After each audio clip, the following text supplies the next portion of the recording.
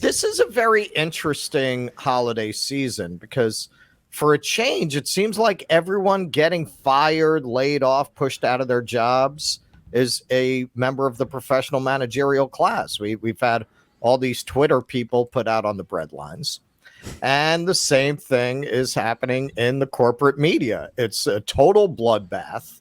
Washington Post has lost 500,000 subscribers since Biden took office. I don't know what part of we are going back to brunch they didn't understand, but apparently they didn't get the memo from the brunch liberals that the second Trump was out of office, they were going to cancel their subscriptions. But apparently that's exactly what they did. Not going to be biting their nails, checking their smartphones for Russiagate updates while they're down in those mimosas, right? Yeah, no, come on. Those mimosas dull all the pain, especially when you combine it with all the other crap that they're on, Xanax and lithium, all the shit that they're taking.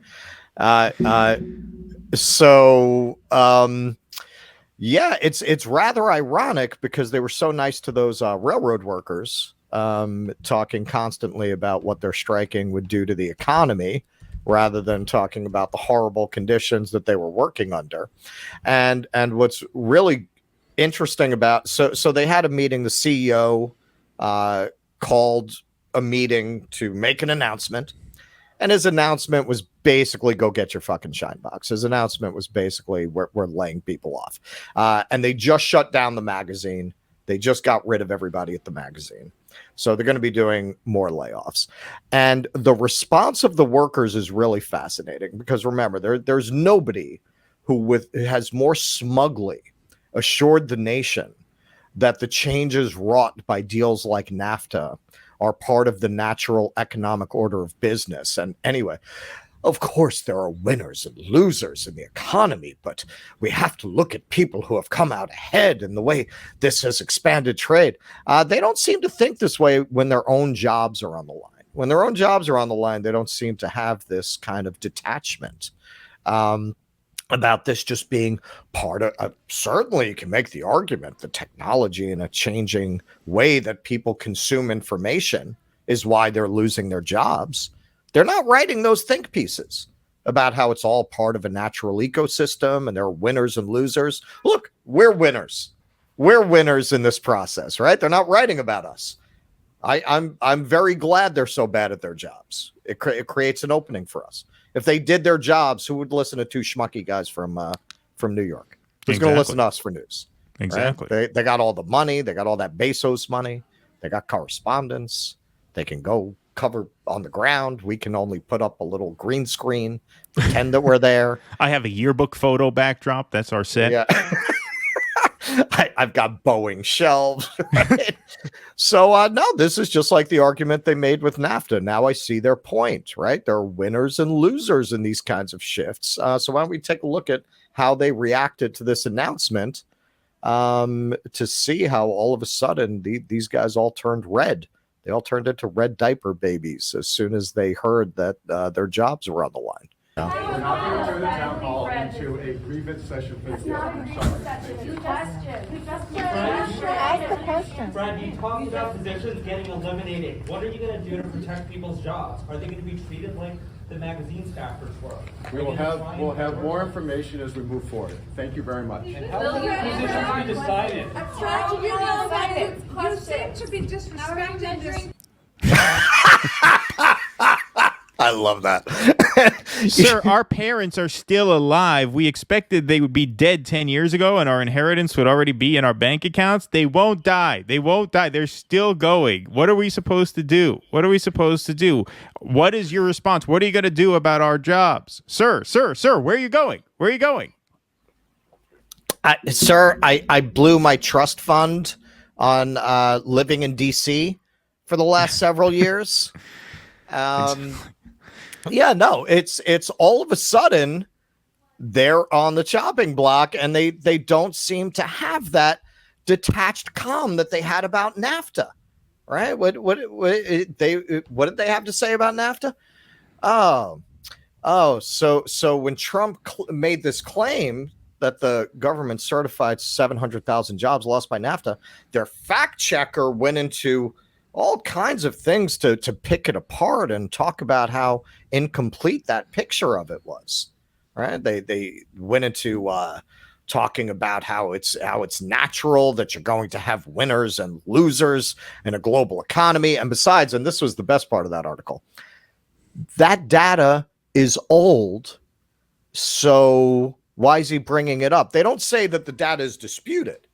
So Right. it's more like saying, well, this number that there were this many traffic accidents in 1997, that's an old number. Right, exactly. That's the article. Like they bring up that it's old. And they talk about how, there are winners and losers. They don't seem to think about it that way when their own jobs are on the line. Yeah, Now, they wrote here, I'll read a paragraph. We were going to share this graphic, but the font is just too small if we share it. The Nonpartisan Congressional Research Service has closely examined NAFTA and concluded that the overall net effect of NAFTA on the U.S. economy has been relatively small. Right. And so, this is a point that we've made before, which is that, look, even if you can point to a balance sheet and prove that NAFTA has overall been a job creator, even if you could do that. And I'm not saying, look, we are not economists. We are not qualified to say whether that's true or not.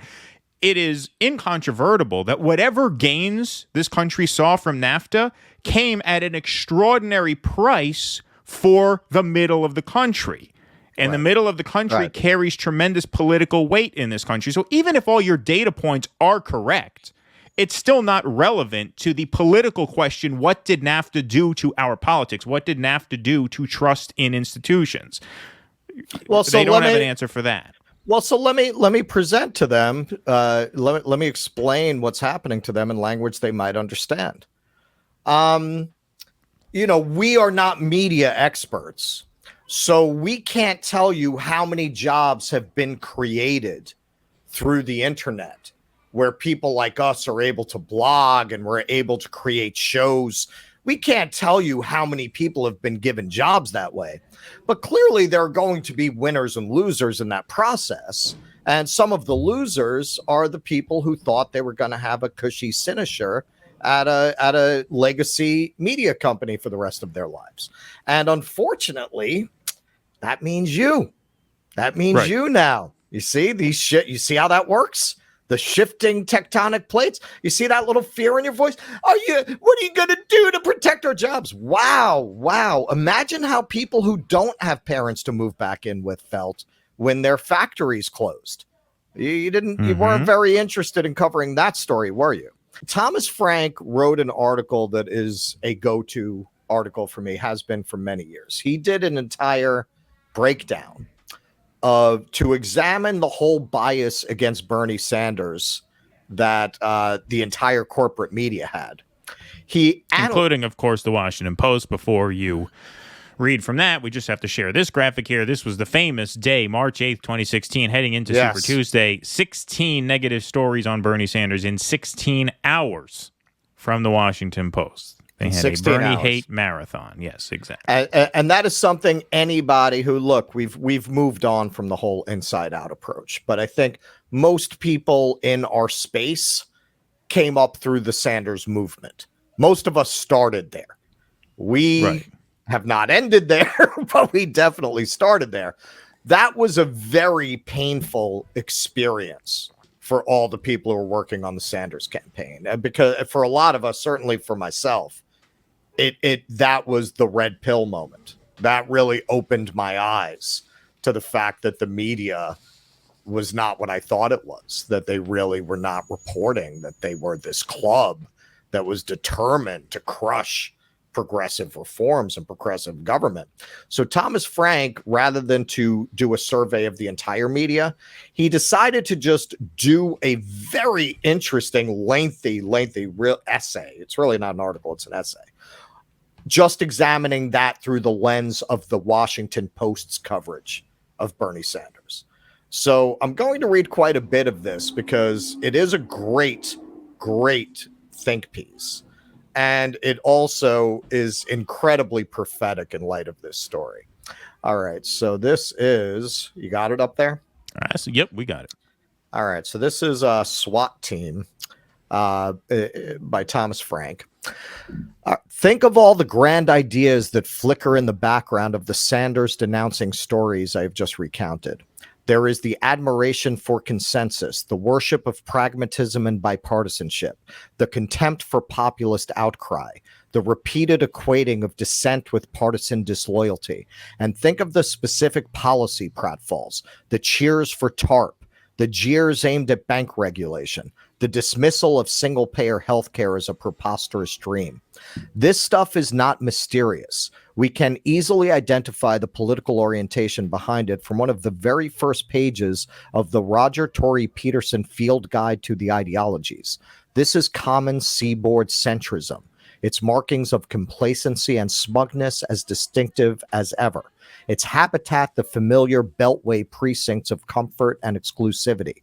Whether you encounter it during a recession or a bull market, its call is the same. It reassures us that the experts who head up our system of government have everything well under control.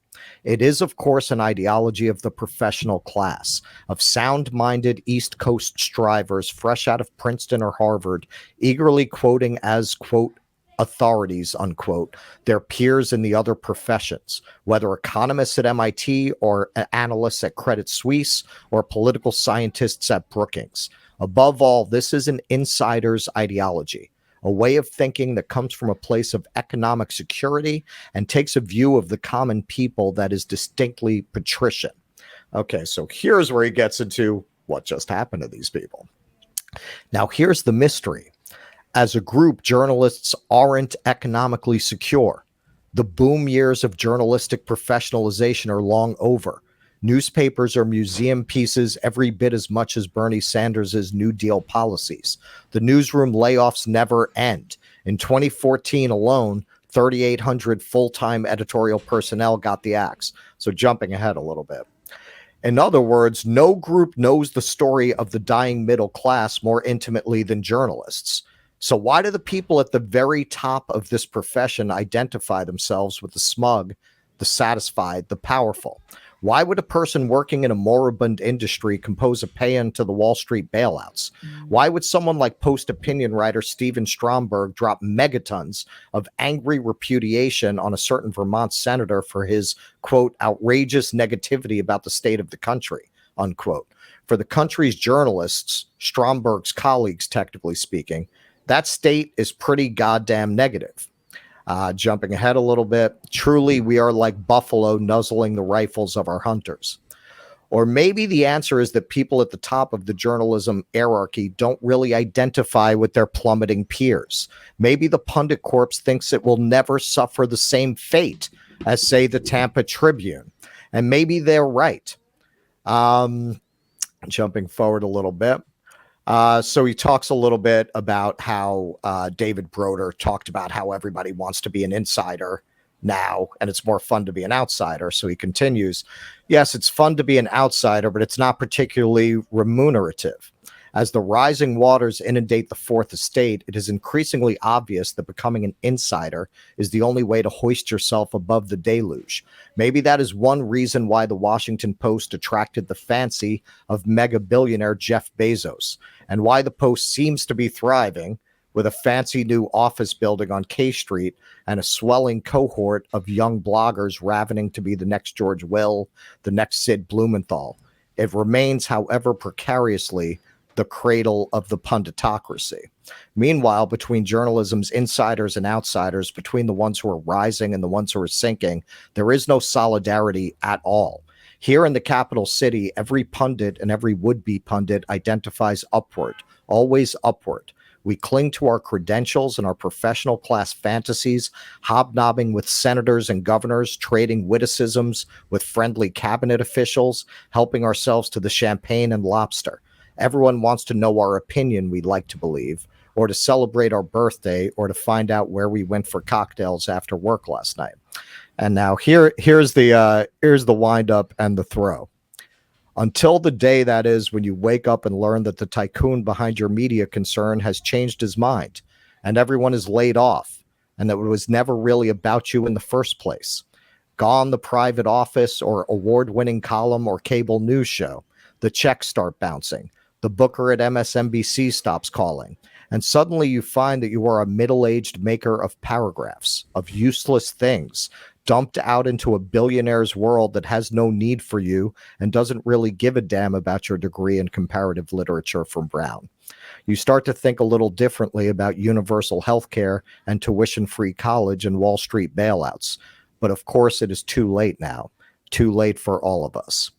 So he wrote that 6 years ago, rather. And it plays as peculiarly prophetic at this point, I'd say. Please clap.